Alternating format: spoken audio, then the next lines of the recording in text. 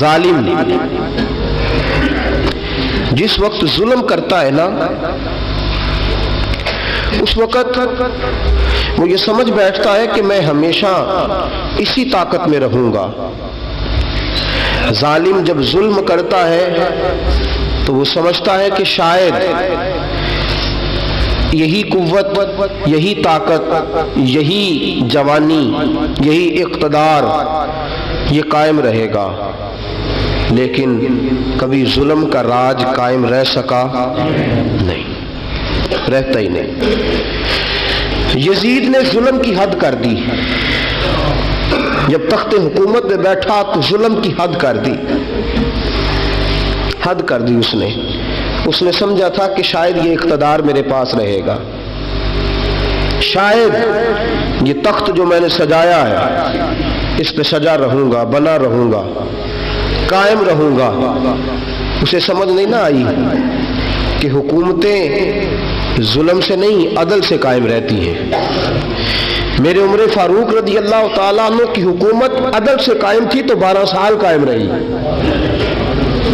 12 سال قائم رہی، اور عمر چلے گئے، عدل کرتے کرتے چلے گئے۔ میں اگلے جمعے بیان کروں گا حضرت عمر کے بارے میں۔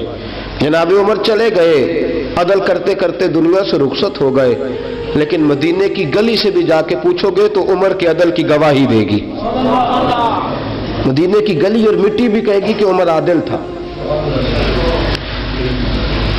یزید نے ظلم کیا نا، پورے 4.5 سال رہا، لیکن اس کا خیال تھا کہ میں جمع رہوں گا، بنا رہوں گا، رہ سکا نہیں، رہ سکا، کیونکہ اللہ غافل ہے، اللہ کو پتہ ہے۔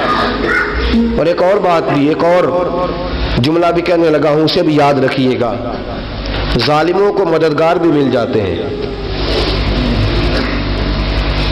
ظالموں کو مددگار بھی مل جاتے ہیں، بلکہ ظالموں کے مددگار زیادہ ہوتے ہیں، بدی جلدی پھیلتی ہے، گناہ جلدی پھیلتا ہے، ظالموں کے مددگار زیادہ ہوتے ہیں۔ یزید کو مددگار ملے، ابن سعد ملا، ابن زیاد ملا، شمر ملا، خولی بن یزید ملا، بڑے اسے مددگار ملے جو کہتے تھے کہ بالکل کوئی خطرہ ہی نہیں، دنیا تو ترستی ہے تیری دید کو، اور سب خیر ہے، ہر جگہ امن ہی امن ہے۔ یزید جب ظلم کر رہا تھا تو سمجھتا تھا مجھے کوئی نہیں پوچھے گا، کوئی میرے قریب نہیں آئے گا، لیکن یارو اس تک دنیا کا کوئی بندہ تو نہیں پہنچ سکا، لیکن اللہ کا قہر تو پہنچ گیا نا، اللہ کے انصاف کا ہاتھ تو پہنچ گیا نا، رب تو ہے نا دیکھنے والا۔ عبید اللہ ابن زیاد کے دربار میں جب سیدنا امام حسین کا کٹا ہوا سر پہنچا نا، اس نے ایک چھڑی پکڑی، اور چھڑی پکڑ کے نا تو امام حسین کے لبوں پہ مارنے لگا، کہنے لگا تجھے کہا تھا نا بات مان جا، کٹا ہوا سر تشت میں رکھا ہے، تجھے کہا تھا نا بات مان جا۔ راوی کہتا ہے عبید اللہ ابن زیاد نے چھڑی ماری اور اس نے بے ادبی کی، کہنے لگا تو تھا ہی اس قسم کا، تیرا یہی حال ہونا چاہیے تھا معاذ اللہ۔ حضرت بریدہ اسلمی حضور کے صحابی دربار میں موجود تھے، فرمایا ابن زیاد تو برا ہے، تیرا باپ برا ہے، چھڑی پیچھے کر۔ کئی بار میں نے ان لبوں کو مصطفیٰ کو بوسے دیکھے ہوئے دیکھا ہے، پیچھے کر، پیچھے کر، ہٹا لے۔ راوی کہتے ہیں کہ 1 2 3 4 5 6 سال گزر گئے، وہی کوفے کا دربار، وہی محل، وہی تخت اور وہی تشت جس میں امام حسین کا سر رکھ کے لایا گیا تھا۔ 6 سال کے بعد مختار ثقفی حکمران بن گیا۔ مختار ثقفی نے کہا کہ میں چن چن کے ماروں گا وہ بندے جنہوں نے امام حسین کو قتل کیا تھا۔ 1 نہیں 2 نہیں 4 نہیں 6000 بندہ مارا اس نے، چن چن کے۔ راوی کہتے ہیں کہ یہ ابن زیاد 30,000 فوج لے کے نہر فرات کے کنارے میدان کربلا کے سامنے آیا اور اس نے جہاد کیا۔ مختار ثقفی نے ابراہیم بن مالک کو بھیجا، فرمایا جاؤ قتل کر کے لاؤ۔ لڑائی شروع ہو گئی، یکم محرم کو ہوئی تو پھر بند ہو گئی، پھر 5 کو شروع ہو گئی، پھر 7 کو شروع ہو گئی، 10 محرم کا دن آ گیا 6 سال کے بعد، وہی ظہر کا وقت آ گیا، وہی عبید اللہ ابن زیاد جس نے امام حسین رضی اللہ تعالیٰ عنہ کو قتل کروایا تھا، وہ گرا ہوا ہے اور زمین پہ گرا ہے، اس کی گردن پہ ابراہیم بن مالک نے پیر رکھا اور اس کی گردن کو کاٹ کے تشت میں رکھا، اور تشت میں رکھ کے جب اس نے کوفہ بھیجا، وہی تخت جس پہ عبید اللہ ابن زیاد نے بیٹھ کے امام حسین کے مبارک لبوں پہ چھڑی ماری تھی، اسی تشت پہ رکھ کے جب اسی عبید اللہ ابن زیاد کا سر سامنے رکھا تو کوفے کے اس دارالخلافہ کے ایک کونے سے ایک بابا بولا اور بول کے کہنے لگا، لوگوں گواہ رہنا میرا رب بڑا عادل ہے، گواہ رہنا اللہ بڑا عادل ہے۔ چیختا ہے، کونے سے پکارتا، کہتا لوگوں عدل ہو گیا، انصاف ہو گیا، عدل ہو گیا، انصاف۔ دیکھو دیکھو، جب حسین کا سر آیا تھا، ابن زیاد نے گستاخی کی تھی تو کونے سے آوازیں نکلنے لگی تھی کہ زیاد برا ہے، حسین اچھا ہے۔ آج ابن زیاد کا سر آیا ہے، آواز پھر کونے سے نکلی ہے، لیکن آواز کیا گونج رہی ہے؟ آواز پھر وہی گونج رہی ہے، زیاد ابن زیاد برا تھا، حسین کو اللہ نے بڑی عزت عطا فرما رکھی۔ مکافات عمل، مکافات عمل، اللہ غافل نہیں ظالم جو کام کرتے، اللہ غافل نہیں۔ 6 سال کے بعد وہی دن، وہی وقت، وہی گھڑی، وہی لمحہ، وہی سارا نظام، وہی دربار، انسان ڈرتا نہیں، انسان باز آتا، عبرت پکڑتا۔ ابن زیاد اس وقت کہتا تھا کہ میں جاؤں حسین کے پاس، یہ میں جو ہوتی ہے یہ مروا دیتی ہے۔ شیطان نے کہا تھا انا خیر منہم، میں بہتر ہوں، بس ختم ہو گیا، ختم ہو گیا۔ ابن زیاد قتل ہوا، وہی تاریخ، وہی زمانہ، اللہ کریم نے اس کو ذلت کی موت دی، مرا، اور 30,000 فوج لے کے نکلا تھا، پھر بھی بچ سکا نہیں۔ یہ ابن زیاد کا حال ہوا۔ ابن سعد صحابی کا بیٹا تھا، نبی پاک علیہ السلام کے پیارے صحابی کا بیٹا تھا، جناب سعد بن ابی وقاص کی اولاد تھی۔ لیکن یاد رکھنا، اگر ایک صحابی کا بیٹا یزید بن سکتا ہے تو دوسرے کا ابن سعد بھی بن سکتا ہے۔ اور صرف یوں ہی توجہ نہ کیا کرو، ابو جہل کا بیٹا بھی تو صحابی رسول بن گیا تھا نا۔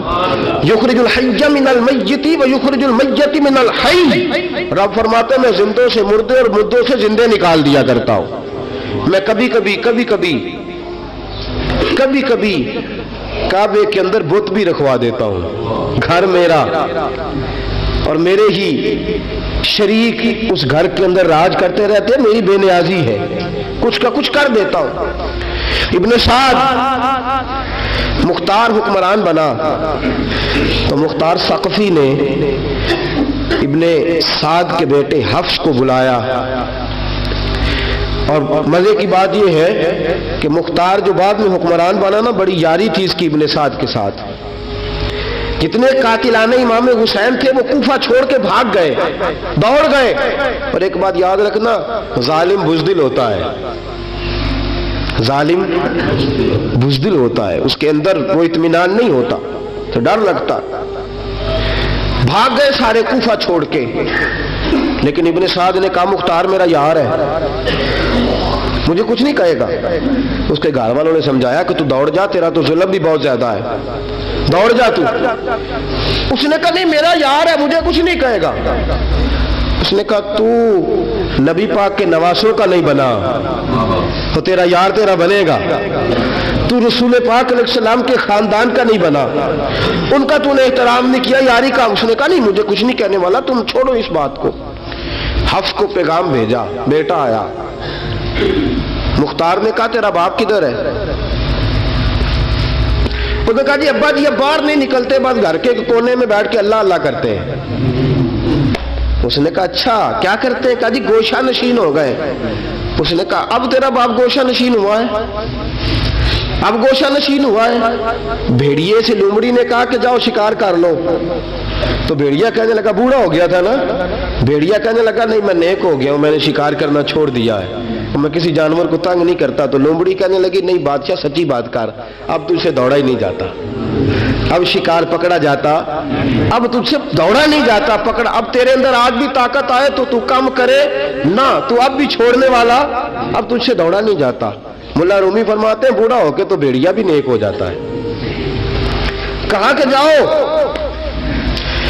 تمہیں بلا رہا ہے. کہا نہیں جی میرے ابا جی نا آپ اندر رہ کے اللہ اللہ کرتے. اس نے کہا اسے اللہ اللہ یاد آئی ہے, اب اللہ اللہ یاد آئی ہے, کچھ گناہ ایسے ہیں جو رب معاف نہیں کرے گا. فرمایا وہ جتنی مرضی نمازیں پڑھے, جتنے مرضی روزے رکھے, جتنی مرضی نفل پڑھے, سارا کچھ کر لے, لیکن اللہ کبھی حسین کے گستاخ کو معاف نہیں کرے گا, کبھی نہیں معاف کرے گا.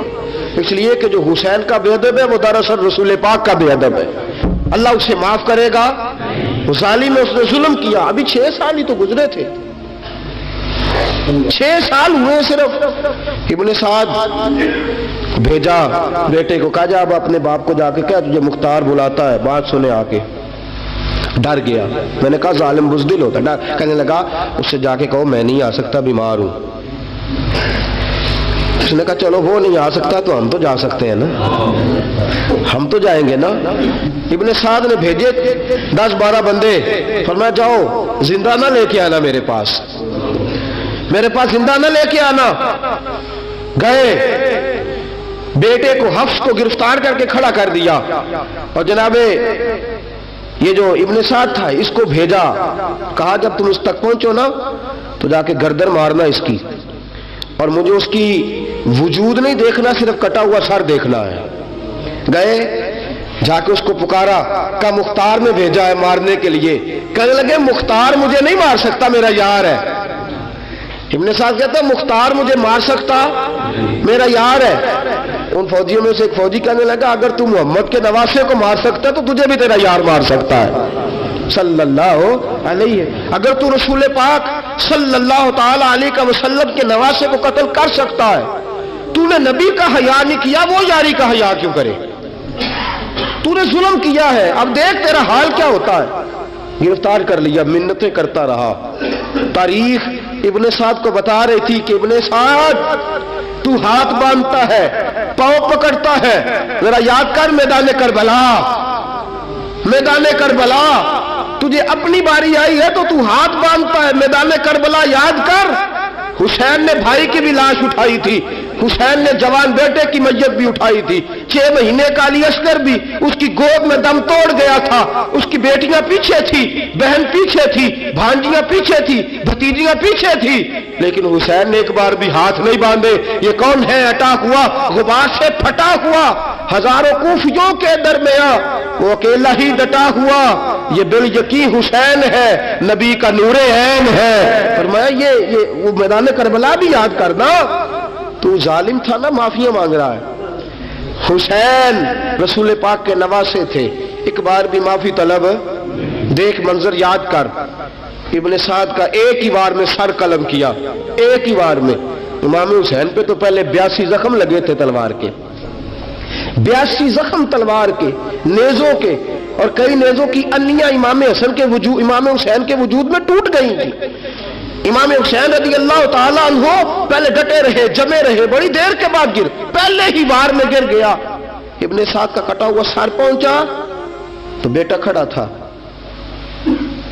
مختار سقفی نے کہا کہ تیرا باپ میں نے مار دیا ہے. کہنے لگا کوئی مزہ نہیں رہا زندگی میں. اس نے کہا چلو ٹھیک ہے تمہیں بھی مار دیتے ہیں. پھر مزہ نہیں رہا تو مار دیتے. کاٹ دیا سر اس کا بھی, دونوں سر کاٹے, تشت میں رکھے, اور مدینہ منورہ حضرت محمد بن حنفیہ رضی اللہ تعالیٰ عنہ جو امام حسین کے چھوٹے بھائی تھے, جناب علی کی دوسری زوجہ کے بیٹے تھے, جناب علی کے صاحبزادے ان کے پاس بھیجے, اور بھیج کے کہا کہ لو ابن سعد کا سر حسین کا بدلہ ہے اور اس کے بیٹے کا سر علی اکبر کا بدلہ ہے. جب محمد بن حنفیہ کے پاس پہنچے تو آپ نے فرمایا یہ کمینوں کے سر میرے بھائی کے سر کا بدلہ ہو ہی نہیں سکتے. یہ کہاں حسین کا بدلہ ہو سکتے ہیں؟ وہ حسین ابن علی, وہ حسین ابن علی. حسین ابن علی کی شان رفت کوئی کیا جانے, حسن جانے, علی جانے, نبی جانے, خدا جانے. وہ حسین ابن علی کہ باپ جنہاں دا ہر میدان اندر لڑدا رہیا سی کل ایمان بن کے، ماں جنہاں دی سجدۃ النساء ہوئے تے نانا عرش تے جاوے مہمان بن کے۔ فرمایا یہ حسین کا بدلہ ہو سکتے ہیں؟ وہ خولی بن یزید، خولی بن یزید جس نے امام حسین کا سر کاٹا تھا، پتہ چلا نا، دیکھیں نا امام حسین کو کتنے موقع ملے تھے کربلا سے جانے کے، پہلے موقع پر ہی اور بن یزید نے کہا کہ امام آپ جانا چاہے تو میں رستے کھول دیتا ہوں، آپ تشریف لے جائیں۔ امام حسین نے فرمایا میں علی کا بیٹا ہوں، دوڑوں گا نہیں، میں دوڑوں گا نہیں، میں نہیں جانے والا۔ خولی بن یزید دوڑ گیا، کوفہ چھوڑ کے دوڑ گیا اور کسی دور دراز علاقے میں جا کے ڈیرا لگا لیا۔ پھر وہاں سے واپس آیا کہ کسی نے کہا امن ہو گیا، آجا، آ گیا دوبارہ کوفے۔ مختار کو پتا چلا کہ آ گیا ہے، پھنس گیا ہے، گھر پہنچ گیا ہے۔ اس کی بیوی جو تھی نا خولی بن یزید کی، بڑی محبت کرتی تھی نبی پاک کے خاندان کے ساتھ، حضور کے خاندان کے ساتھ بڑی محبت کرتی تھی، اور محبت والوں کا انداز پتہ کیا ہے؟ رنگے چمن پسند، نہ پھولوں کی بو پسند، ہم کو ہے وہ پسند جسے آئے تو پسند، یہ انداز ہے۔ انداز محبت یہ ہے کہ نبی پاک کا غلام نہ ہو، سگا چچا بھی ہو تو مانتے نہیں، غلام نہ بنے، سگا چچا بھی ہو تو مانتے نہیں، اور نبی پاک علیہ السلام کا غلام ہو، چاہے حبش کا رہنے والا بلال ہی کیوں نہ ہو، سردار مانتے ہیں۔ یہ انداز محبت ہے۔ وہ بیوی بڑی محبت کرنے والی تھی، اس نے پیغام بھیجا، اس نے کہا آ گیا ہے گھر، بندے بھیجے، کہا جاؤ خولی کو پکڑ کے لاؤ۔ مختار نے کہا جلدی لاؤ، حکمران نے حکم دیا لاؤ، پکڑ کے گئے، گھر کے اندر گئے تو چھپ گیا۔ چھپا کہاں؟ ٹوکرے کے نیچے۔ میں نے کہا ظالم بزدل ہوتے، ایک ٹوکرے کے نیچے چھپ گیا۔ بیوی سے کہنے لگا، ان سے کہنا میں گھر کوئی نہیں، ان سے کہو میں گھر نہیں۔ بیوی کہنے لگی چلو ٹھیک ہے۔ دروازے پہ گئی، وہ کہنے لگے ہم خولی بن یزید کو گرفتار کرنے آئے ہیں۔ منہ سے پکار کے کہنے لگی گھر کوئی نہیں، منہ سے، اور ہاتھ کے اشارے سے کہنے لگی وہ ٹوکرے کے نیچے چھپا ہوا ہے۔ منہ سے کہنے لگی کوئی نہیں گھر، تاکہ سن لے، اندر سن لے۔ منہ سے کہنے لگی کوئی نہیں، ہاتھ کے اشارے سے کہنے لگی چھپا ہوا ٹوکرے کے نیچے۔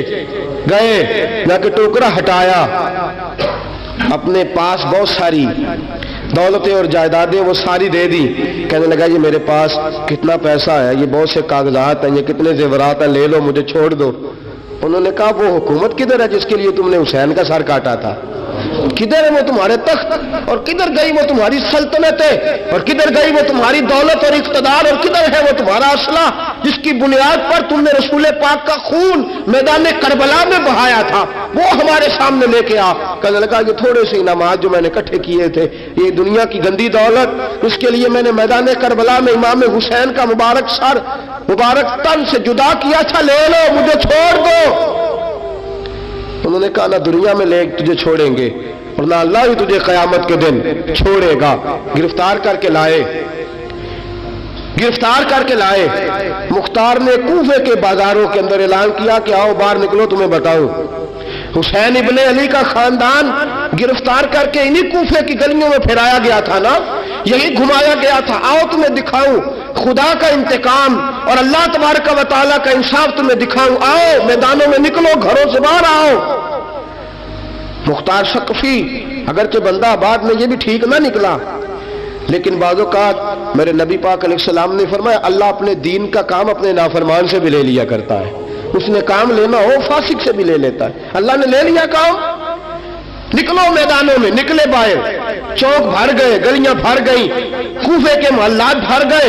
مختار نے کہا لوگوں 6 سال پہلے کی تاریخ بھی ذہن میں رکھنا، اور آج کا دن بھی تم کبھی مجھے وہ خولی بن یزید ہے کہ یہ نعرے لگاتا تھا کوفے کی گلیوں میں کہ میں نے حسین کا سر کاٹا ہے، میں نے حسین کا سر کاٹا۔ تمہارے سامنے کھڑے، پوچھو اس سے پوچھا بھی تو نے حسین کا سر کاٹا؟ کہنے لگا جی میں نے تو بالکل نہیں کاٹا تھا، میں تو انعام کے لیے نعرے لگاتا تھا، میں نے تو نہیں کاٹا۔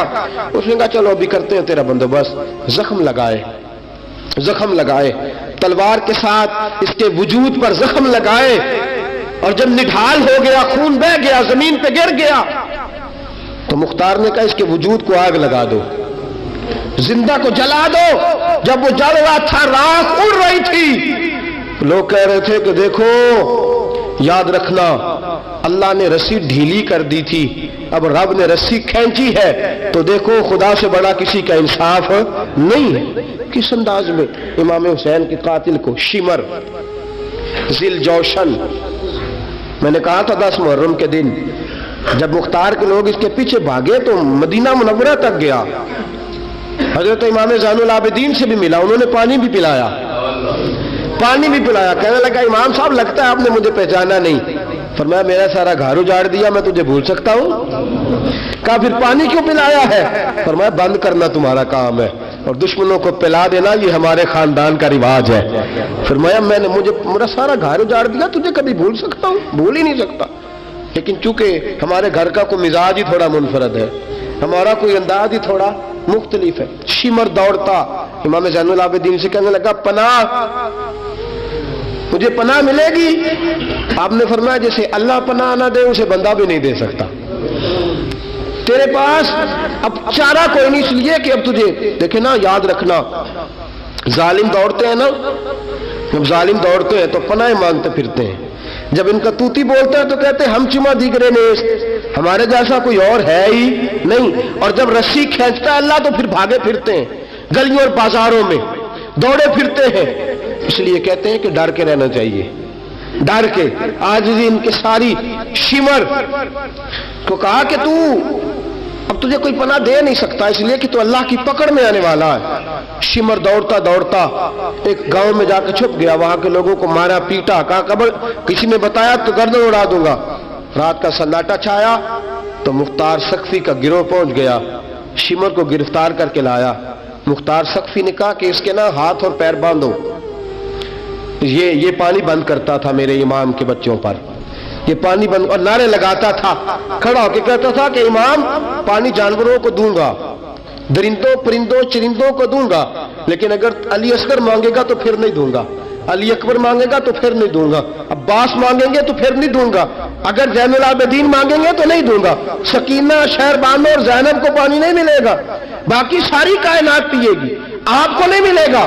یہ وہی شمر تھا، گرفتار کر کے لایا، 3 دن تک پیاسا رکھا اور زبان اتنی لمبی باہر نکل آئی، العطش العطش کی آوازیں بلند کرنے لگا۔ کہا جناب اس کا کرنا کیا؟ کہا اس کے ہاتھ باندھ دو، پیر باندھ دو، اور جو بھوکے کتے ہیں نا جن کو کئی دنوں سے میں نے بھوکا رکھا ہوا ہے، وہ کتے اس پر چھوڑو، اور جب کتے اس کا گوشت نوچے تو کوفے کے بازاروں میں اعلان کرنا کہ جو نبی پاک کی اہل بیت کا گستاخ ہو اسے اسرائیل بھی جان نکالنے نہیں آتے۔ کتے نوچتے ہیں، تڑپتا ہے لیکن جان نکلتی۔ کہا آؤ دیکھو آ کے یہ ہے میت کسی بے ادب کی، منہ دکھانے کے قابل نہیں ہے، ان کے دشمن پہ لعنت خدا کی، رحم پانے کے قابل نہیں ہے۔ فرمایا دیکھو جان بھی نہیں نکل رہی۔ فرمایا یہ وہ ہے جس کو 2 گز زمین بھی نہیں مل سکی، کتوں کے پیٹوں میں اسے جگہ ملی ہے، یہ وہ تھا۔